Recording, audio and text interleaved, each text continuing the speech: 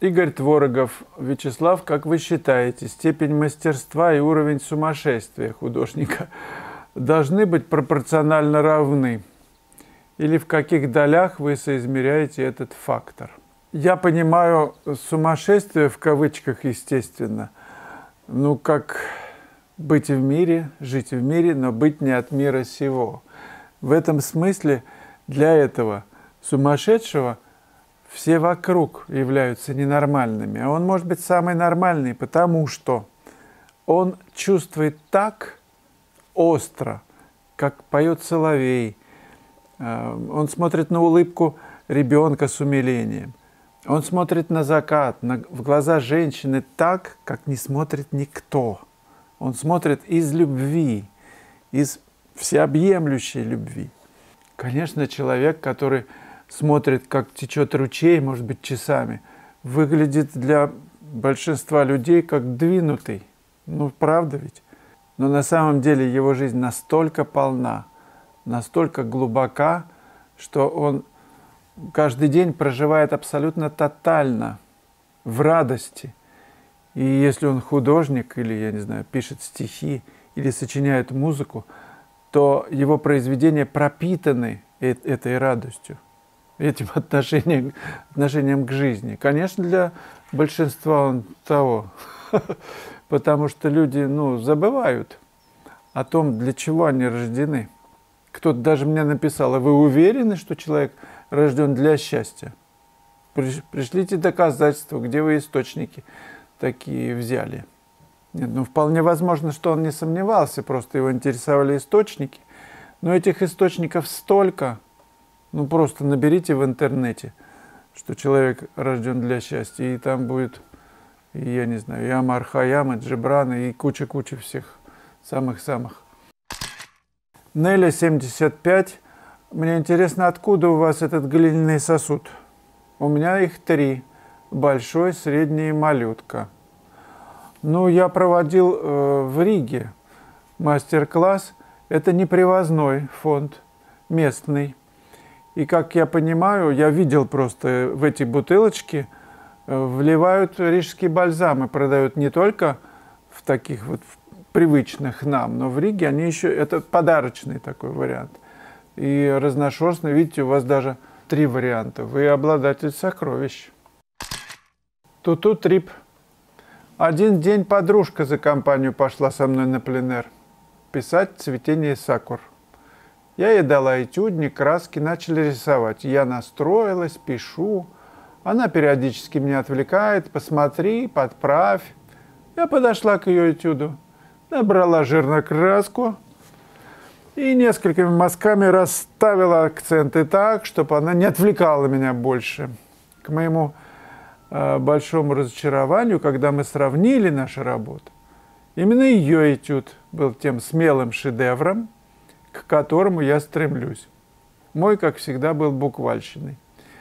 Распространенная и всем известная история, когда на чужих холстах писать легче. Почему, не знаю. Скажите, почему? Что вы думаете на этот счет? Может быть, исчезает такая замыленность, когда мы работаем долго над одним этюдом, мы как бы притормаживаем. То есть мы смотрим, что состояние не очень-то меняется. А нужно, чтобы она стремительно менялась. Тогда будет экстаз в картине.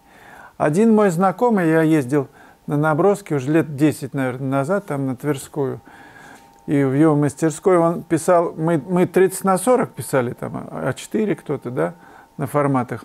Наброски по 5 минут были. А он на больших форматах. И он рассказывал, что он делает так: приглашает модель, рисует 5 минут, потом она отдыхает, и он отдыхает. Он отдыхает, и потом подходит, и опять 5 минут.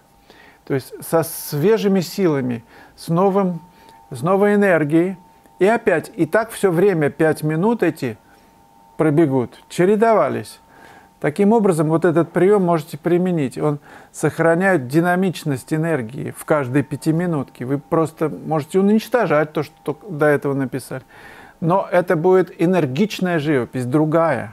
Ваша история Туту-Трип об этом рассказывает, что вы подошли, посмотрели, там все по-другому, как вы не привыкли, вы бах-бах-бах, как бы показали путь к ведению работы. Но вот этот путь нужно сохранять все время, тогда живость. В какой-то момент вы остановитесь, если вас, может быть, кто-то оттащит вас за руки. Меня оттаскивали, да, ребята.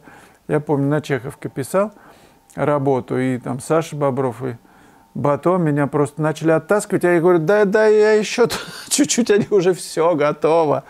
Но я тогда не понимал, что готово. Понимаете, какая штука? Понять, что это готово, что ты пишешь впечатление, а не буквально списываешь, срисовываешь. До этого нужно еще было прожить 10 лет.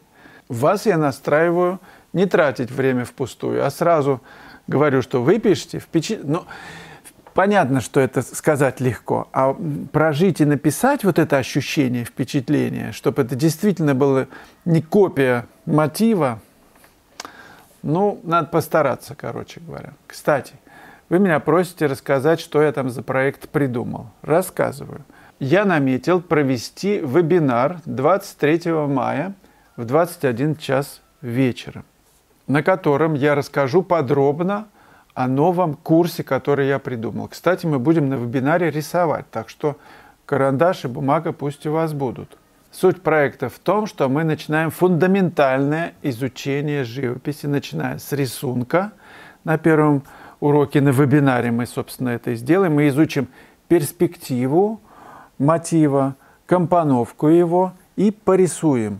Сделаем карандашный рисунок мотива. Курс будет состоять из 5 уроков. На втором уроке мы будем писать гризалью, черной и белой краской. Я буду писать маслом. Этот же мотив. Мы один мотив изучаем на этом курсе. Мы будем изучать тон, видение тона. Мотив цветной, мы его преобразуем в черно-белые отношения. Это мощнейший прием для того, чтобы развить в себе видение тона. На следующем уроке мы будем писать эскиз цвета на небольшом формате. Будем изучать, как мы поведем эту работу, найдем это решение, поиск будет. И когда мы это решение нашли, то есть сначала рисунок, потом гризаль, потом эскиз, мы уже поняли, как мы поведем эту работу, мы делаем большую работу. Я буду писать 50 на 70 и буду показывать вам все этапы ведения этой работы. И последний, заключительный урок будет посвящен творческим, дизайнерским решениям мотива. Я покажу и напишу 3 варианта на маленьком формате.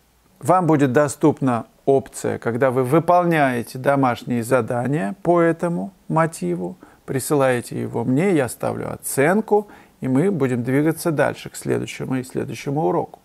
И попробуйте после такого подхода плохо писать. Не получится. Май Борисович, а если копировать ваши работы и продавать? Ну, сзади холста ссылаться на вас. Я вам не советую, пишите свое. Но это как-то невежливо. Если вы изучаете, это одно дело. Но так, чтобы написать и продавать, я бы так не делал. Старкова Наталья. А вы продавали картины маленького размера и небольшого 30 на 30, выполненные на арголите ДВП или холст на арголите? Холст на арголите, да. Разницы никакой нет. Холст на подрамнике или холст на арголите. Ну и что? Ну, чуть-чуть пожестче. Даже хорошо. Так что пишите. Так, это покупают, пусть недорого. Покупают, конечно. Может быть, на ярмарке мастеров. Попробуйте. Еще Артнау попробуйте площадку. Там более такой, более сочный уровень, нежели на ярмарке мастеров.